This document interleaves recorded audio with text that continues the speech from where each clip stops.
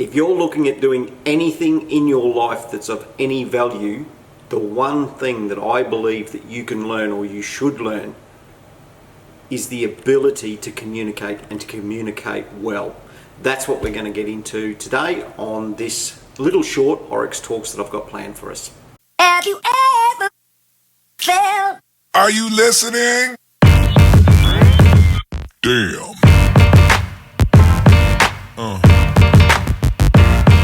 Yeah. Yeah. Yeah. Assalamu alaikum. Hello and welcome Construction World. Chris from Oryx Consulting, and welcome back to Oryx Talks. Look, I've spoken a lot and I always speak a great deal about waste in the construction industry. I wanted to shift focus a little bit today, and I wanted to talk about one of the big problems that I seem to find everywhere that I go that's not waste related or not construction related, and it comes down to human traits and human beings as a whole, and that is communication. Communication is the most important thing that you can learn how to do as an individual, but more so for the construction industry. If you want to build an unbelievable construction company, you need to learn to communicate, and to communicate extremely effectively. If you want to build an unbelievably great and successful project, you need to learn how to communicate and communicate successfully. It doesn't matter if you want to have the best relationship, you need to learn to communicate.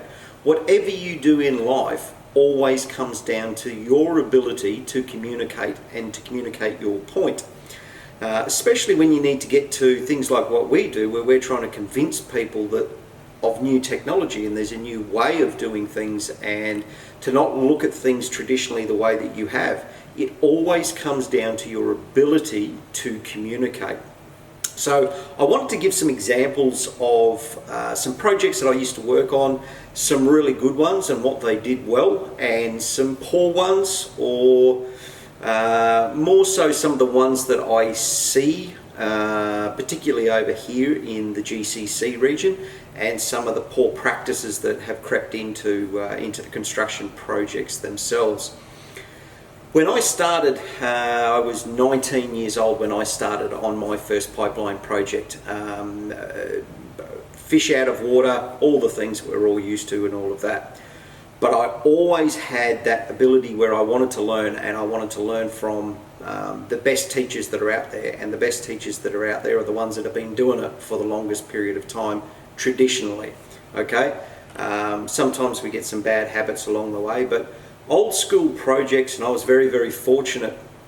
Some of the old guys that taught me, the Vic Sharps of the world, the Jeff Shepherds, the Ross Denbys, people like this, they were the guys that gave me the education and the foundations to build on my education, shall I say. Jeff Shepherds of the world were all about communication regularly, and communicating from the construction, in the field of the construction, with the project manager themselves, with communicating with the maintenance team, and. In those early days, on those early projects, one of the things that they always did was a meeting either every afternoon or every morning, or both. Okay, it didn't matter whether you worked for the French companies, the American companies, the Australian companies, the New Zealand companies. It was always the same. Really regular communications between project management and engineering teams, including maintenance, and every one of the supervisors for all of the different divisions on a pipeline. So clear and grade, stringing and bending, welding, ditching, trenching, backfill, lower and lay, everything, reinstatement, the whole lot of it. And it was imperative that every day everyone knew what was going to happen, what was coming up, what issues lay ahead. There was an array of different things, but once you've got that foundation for really good, strong communication, you have an ability to shift, to change very, very quickly. You might hit some rock with the clear and grade crew. Okay, you know that depending on your buffer that you have there, you might have 3 weeks, you might have 4 weeks before the trenching crew hits that section. You might have less, of course. But they're all things that when you communicate every day, the trenching guy can say, shit, I might come up and have a look at that. Let me come and have a look and see what that rock is. The maintenance guy, he has to go up there and have a look to ensure that he's got enough ground engaging tools and all these kinds of things. So communication is very, very important. On top of that communication, probably I should take a step back here. One of the best projects that I've ever worked on, it was a wonderful project. Everyone still talks about it. We made some really good money on it in the latter days. So it wasn't like one of the old projects where there was a ton of money being offered in those days. It wasn't those. It was through the years where money was very tight to be made on these projects, and we made a good deal. We had it was without a doubt the best project manager I've ever had anything to do with, Gerard Perret from France. He lives in Australia, trained by Speakerbag. Absolutely 100% the best project manager. Underneath him was a guy by the name of Andy Clark, who was the construction manager. Best of the best, in my opinion, at what he does in getting the most out of his guys and everything. Beside Andy was myself as the equipment manager.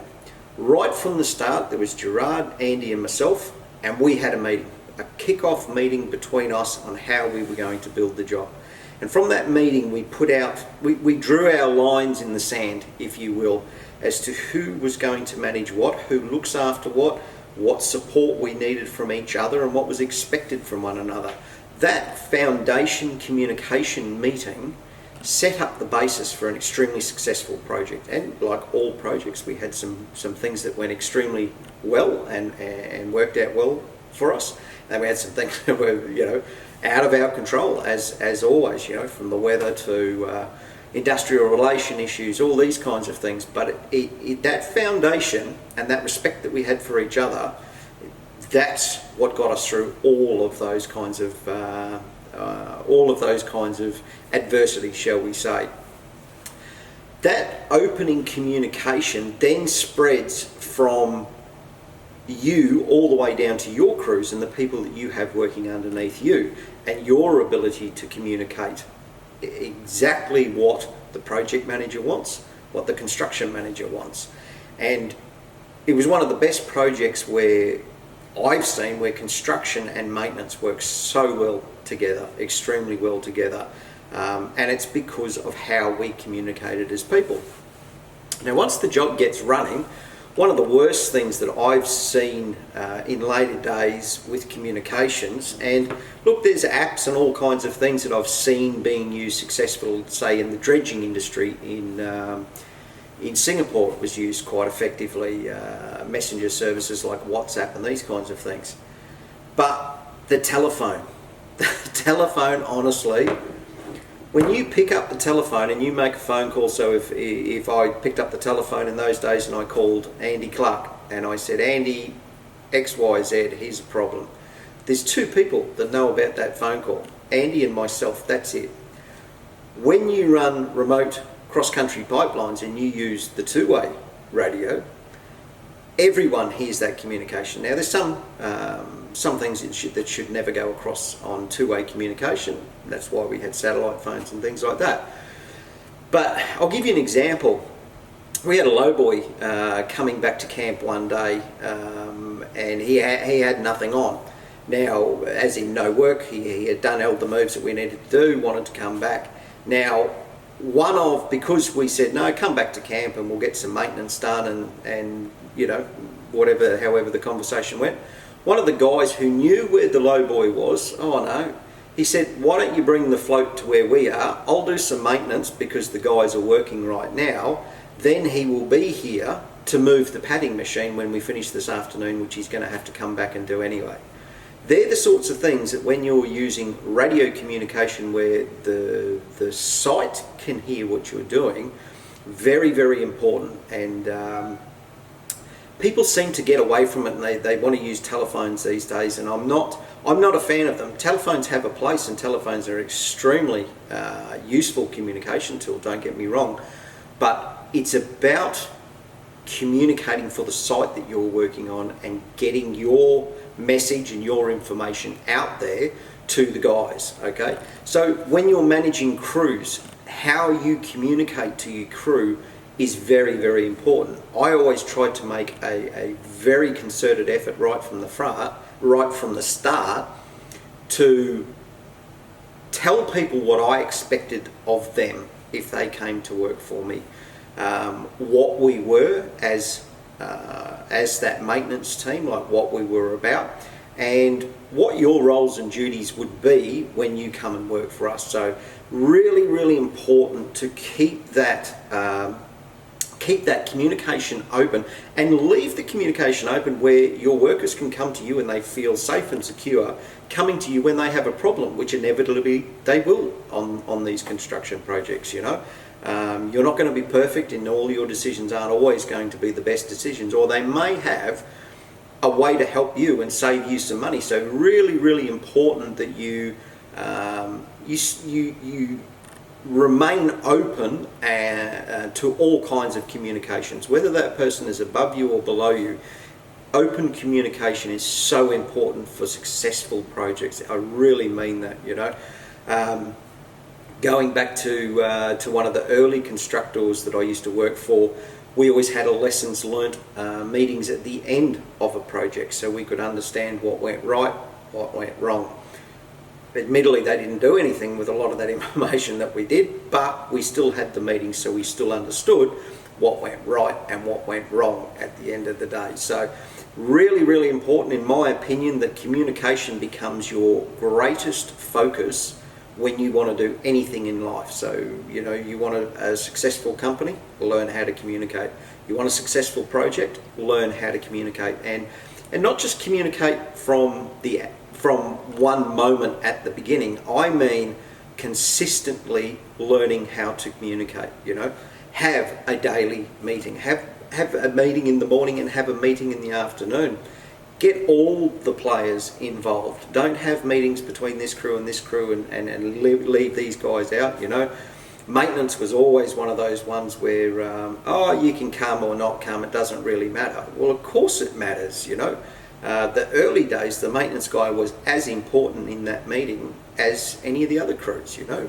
If you know, you went around the room and your target was, you know, let's just use 5 kilometres for the day.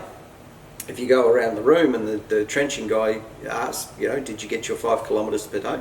No, I didn't. I got 4.2 kilometres. Why? It's not a why because they want to point the finger at you. They want to know why. Why was there an issue? Is there something that we can do? Do you need more resources? Do you need us to help you with these kinds of things? There's so many different whys here, you know, and he might say, Chris had the machine down for half a day doing X, Y, and Z. Okay, Chris, was it necessary? Did you need to do that? Yeah, well, I did, because otherwise we would have turned into 3 days being down. So, you know, we're going to have to try and make that up somewhere along the way.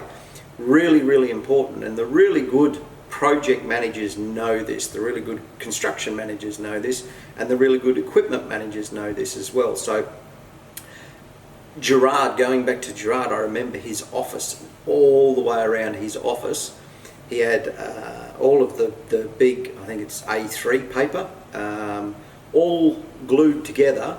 I think the project was 184 days to do the 280 kilometres, whatever it was. And each crew had a date next to it and a line and so many metres that they had to get. And every day he could look up at his office, wherever the production may have been, and see whether they're on target, they're not on target, what he needs to make up. Does he need to bring another machine in to keep that production at that specific production rate that he needed to make money? At the end of the day, he's the guy that knows what he needs to achieve to make the money that they've got on the books there. So communicating to your crews from the top down needs to be one of your number one priorities. And it doesn't matter if you're in the quality department or you're in the safety department, particularly the safety department. Communicate your message to the guys as often as you like. One of the greats that I worked with, he used to come to and spread himself around to everyone's pre-start meeting of a morning. There wouldn't have been a cycle on a pipeline project where he didn't attend a pre-start meeting with our guys in the maintenance and logistics department. And it was great getting someone else's input as well, and he would take the input or some of the points that we would have with our meeting and say, look, Chris and the guys made some good points here. You could probably introduce this into your crews as well. Whatever the case may be, open communication is just so important for success. And I keep saying it doesn't matter what you want to do. If you can't learn to communicate and communicate well, forget about it. Because the people that communicate the best are the most successful, in my opinion. They really are. So learn to do the basics, learn to get the basics right. And what do I mean by that? Know what your goal is at the end, and then communicate to your team what it is that you want to achieve from a project point of view, from a crew point of view, from a personal point of view. That, the better that you can communicate that to your workers and your crews, the more successful that you're going to be at what it is that you want to do. So I really hope this has helped you guys. It's very, very important to me because I see it everywhere here that, just because you yell the loudest doesn't mean that you have any idea what you're doing with your construction process. I see that every day of the week here. So learn to communicate with your crews regardless of whether regardless of what part of the world that you're in, what languages you speak, the better that you can communicate and keep an open door policy with your guys, the more successful that you're going to be. And that's all we ever want here at Oryx Consulting, whether it's Lindsay with Oryx Care or myself with Oryx Consulting. We want to see you succeed. We want to see you stop wasting money. We want to see you stop wasting resources and materials and all those kinds of things. So communication is one of the single most important things that you can do to achieve or get yourself on that right path for that kind of success. So look guys, I really hope that's helped you out and given you some pointers and that. If you want to see a better or a more in-depth video on communication, let me know. I'll also attach it was a LinkedIn article that I did on communication as well, so it was pretty well received. I think when I first brought it out, it was one of my earlier articles, but communication is very, very important for projects and for personal development as well. So hope that helps guys. If there's a particular topic that you want me to discuss, leave a comment, let me know, reach out to us, send me an email, phone me up, whatever you want me to discuss. If it's construction related and saving people time and waste, or you want to learn more about a particular subject, let me know. Happy to talk about it. So until next week guys, much love from here us at Oryx Consulting. Stay safe out there, and above all, be productive and communicate extremely well to your crews. Ciao.